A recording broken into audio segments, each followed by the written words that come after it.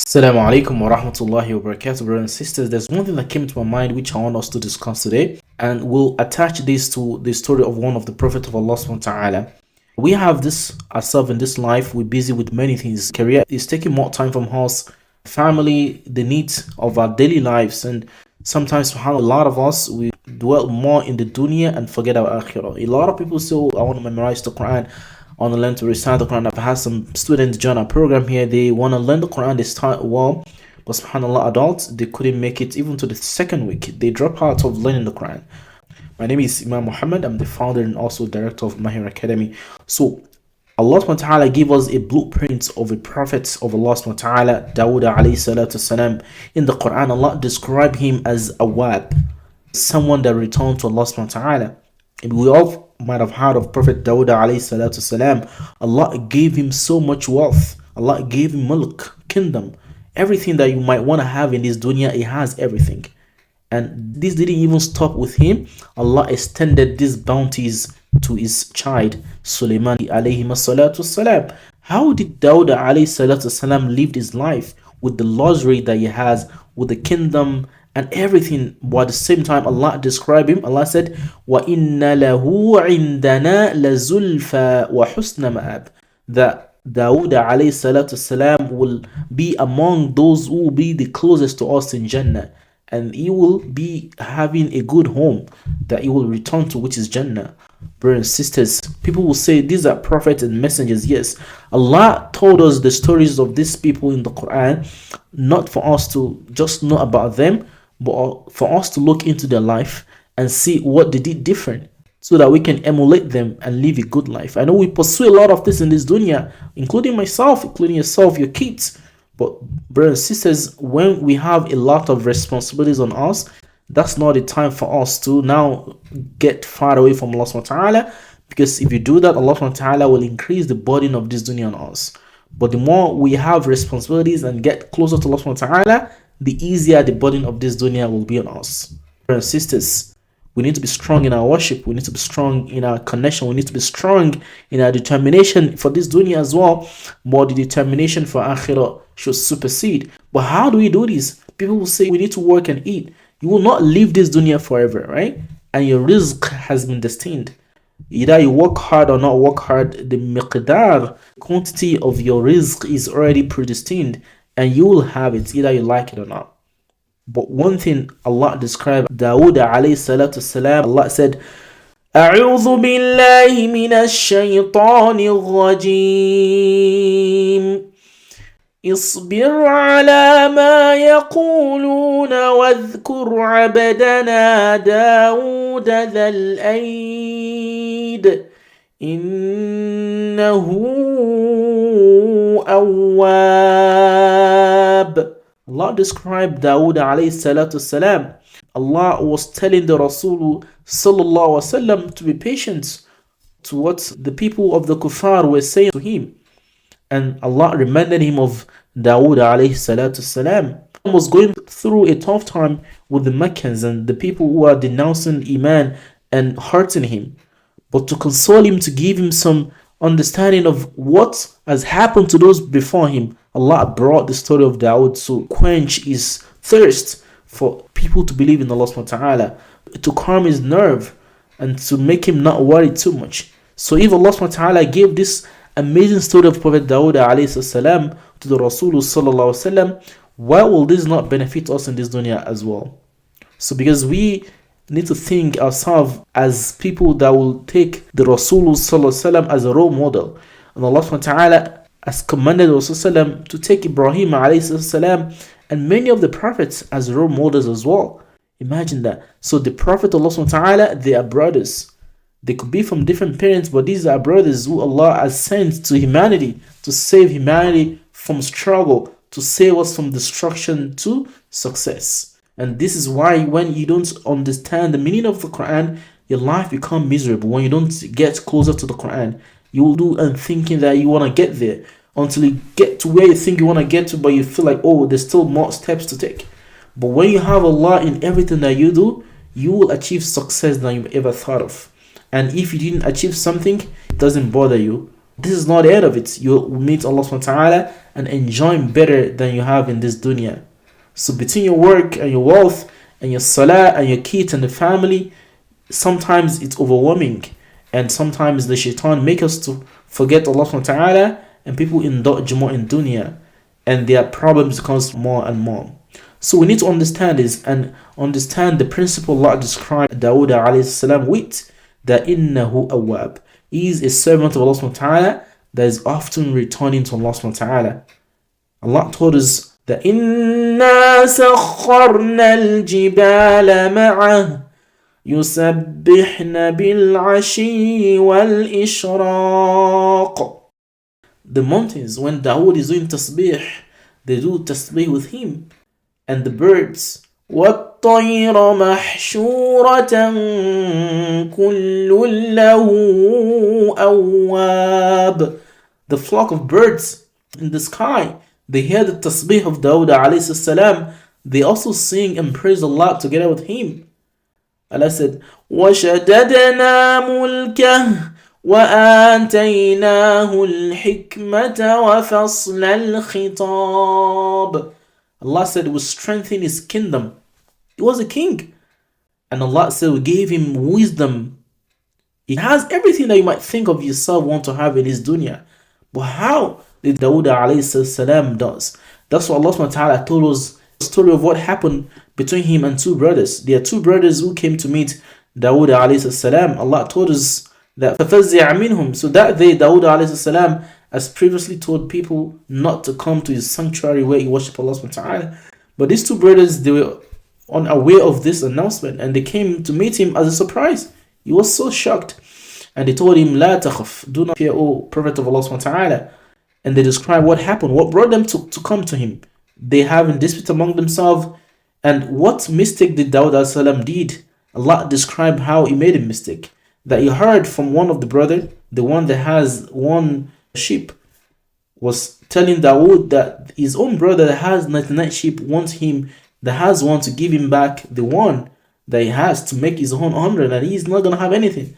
And Dāwūd judged right away without listening to the other brother that has 99 sheep. Subhanallah. And then Allah subhanahu wa ta'ala revealed to him that he has made a mistake by listening to one person without listening to the other person before making judgments. فَغَفَرْنَا لَهُ ذَلِكَ. Allah said we forgive him his sins right away. وَإِنَّ لَهُ عِنْدَنَا لَزُلْفَى وَحُسْنَ مَآبٍ. But he is among those who will be the closest to him in Jannah. Allah described him to be that. And he will have Jannah as well. So Dāwūd alayhi salam is already having Jannah, is a prophet, is a message of Allah subhanahu wa ta'ala. But he has all these beauty things Allah gave him on earth, which extended to his son Sulaiman alayhi-Salaam. But how do you want to have a portion of this? Dāwūd alayhi-Salaam is a worshipper, is an abid.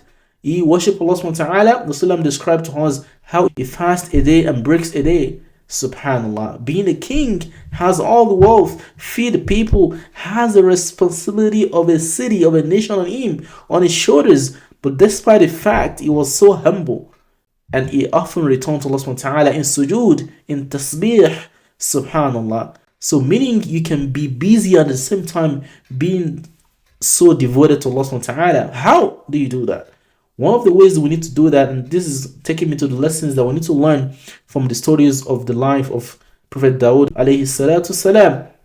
He has all this wealth, but this didn't delude him from getting closer to Allah subhanahu wa ta'ala. He worshipped Allah subhanahu wa ta'ala to the extent that he devoted 1/3 of the night for worship.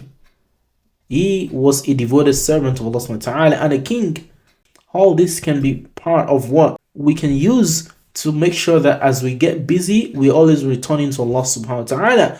When he made a mistake, or he felt he does something that's not right, or he felt connection to Allah subhanahu wa ta'ala, he goes into seclusion, he goes into his sanctuary, do sujood. So you can be closer to Allah subhanahu wa ta'ala and be busy at the same time. How do you do that? You can have the intention, the niyyah, that everything that you do in this dunya, you go to school, you go to work, you run errands for your family, attach that to Allah subhanahu wa ta'ala. Attach this to akhirah. So you go to school. Why? to ensure that you can grow up and have a source of sustenance or a job or something that will make you eat from halal, and so you're not eating from haram. That's a good intention, and this will be rewarded. You go to work so you can have money to take care of yourself and the family. You go to work to make sure that you can take care of your family, your parents, the needy in the community, and so you can be able to worship Allah subhanahu wa ta'ala and not begging from people. You can have everything you do in this dunya for the sake and intention of Allah subhanahu wa ta'ala, and you will get the reward, and you will be worshipping Allah subhanahu wa ta'ala as you are in the dunya seeking for education or learning in the classrooms or going to work or driving. Like Allah described Dāwūd alayhis-Salaam. The second lesson that we need to learn, Allah subhanahu wa ta'ala wants us to learn from the surah of Dāwūd alayhis-Salaam, is that you want to be just. Allah told Dāwūd alayhis-Salaam, Allah told him, Ya Dāwūd, inna ja'alnaka khalifatan fil ardi فاحكم بين الناس بالحق ولا تتبع الهوى فيضلك عن سبيل الله. Be just in this dunya to everyone that you have around you, your kids, your families, your job. Be just. Dāwūd alayhi salam was given this admonition to be just because he made a mistake earlier. We mentioned that, and this was a lesson not just for him. Allah put this in the Qur'an to let us understand how to settle dispute. You don't just listen to one person, you listen to both parties before you make a judgment. You don't listen to the husband and judge the wife. You don't listen to the wife and judge the husband. You have to listen to both. And this is why the Qur'an stories are important for us to learn as Muslims. We learn tons of advice and way of life from the Qur'an. The third lesson we need to learn from the story of Dāwūd alayhi salam is that your mistakes does not disqualify you from getting connected to Allah subhanahu wa ta'ala. A lot of people, they gave up. I have some students, adults, who joined our program recently, and they started really good 1-2 weeks. They were learning, and subhanallah, Shaitan took them away and they got distracted with this dunya, and they felt, no, I don't have time to learn once in a week the Qur'an. Subhanallah. Do you see that? This is the temptation of Shaitan. But when you make this kind of mistake, you're not alone. You can seek repentance and go back to Allah subhanahu wa ta'ala. As you have time devoted for your daily life, sustenance, rizq and all this, you need to create time for Allah subhanahu wa ta'ala. Allah has place for people like that who are just and who are mindful of Him. Allah will make their life easy for them and take care of their needs. But those who felt they can take care of their needs themselves, Allah leave the dunya on their shoulders and they will not be able to bear the burden. So Dāwūd alayhi salam, when he made a mistake, what did he do? He returned to Allah subhanahu wa ta'ala. Allah said, فَغَفَرْنَا لَهُ ذَلِكَ. He went right away to sujood, prostration, to thank Allah subhanahu wa ta'ala and to seek forgiveness from Allah subhanahu wa ta'ala. So when you make mistakes, you don't persist on your mistake, brothers and sisters. You made a mistake or you've not been praying your salah, you are listening and hearing me right now. What it's honorable for you to do right now is to seek repentance to Allah subhanahu wa ta'ala and turn a good leaf. You cannot turn 100%, but you need to take one step at a time. Whatever you think you're missing that's important in your life as a connection with Allah subhanahu wa ta'ala, start with that. Maybe you're not praying your salah on time. Take redress and take action and take things away from your path that will prevent you from praying salah. Okay? The fourth lesson we need to learn from the story of Dāwūd alayhi salam is that you have responsibilities. The more responsibilities you have, the more you need to connect with Allah subhanahu wa ta'ala so that Allah subhanahu wa ta'ala can ease your responsibility on you. And the fifth lesson to round up the talk is that you need leadership in your life, in your family. And leadership is worship. When you have worship with Allah subhanahu wa ta'ala, it helps you to lead your family. When you have connection with the Qur'an, you understand the way life should be. And then you can guide yourself, guide your family, guide your wife, guide your kids. And they see you in worship, they follow after you. But when you lose this connection with Allah subhanahu wa ta'ala, you cannot lead the family. So leadership of the family requires you being an obedient servant of Allah subhanahu wa ta'ala and a good worshipper of Allah subhanahu wa ta'ala. So as we learn this, we have a duty on ourselves as individuals to think about this life and always be in constant reminder of death and constant reminder of the day of Qiyamah. The enjoyment of this dunya is short-lived and it will go either we like it or not. So we should work for the thing that will be everlasting. Rasulullah mentioned hadith, he said, Al-Kayyisu man dana nafsah wa amila lima ba'da al-maut. The wise person is one that works for their death. They work for what they will earn after death. And the ajiz, the foolish person, will keep doing everything they do and thinking Allah is Ghafur Rahim, will give them everything without having to punish them. And they commit all the sins they felt we will get punished in Allah Ghafur Rahim.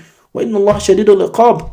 As Allah is Ghafur Rahim, often forgiving and merciful, His punishment is so severe. So brothers and sisters, let's try to balance this dunya and akhirah by having constant reminder of what we do in this dunya and having the intention for the sake of Allah subhanahu wa ta'ala. So we are right now in December. A lot of kids are getting relaxed from school.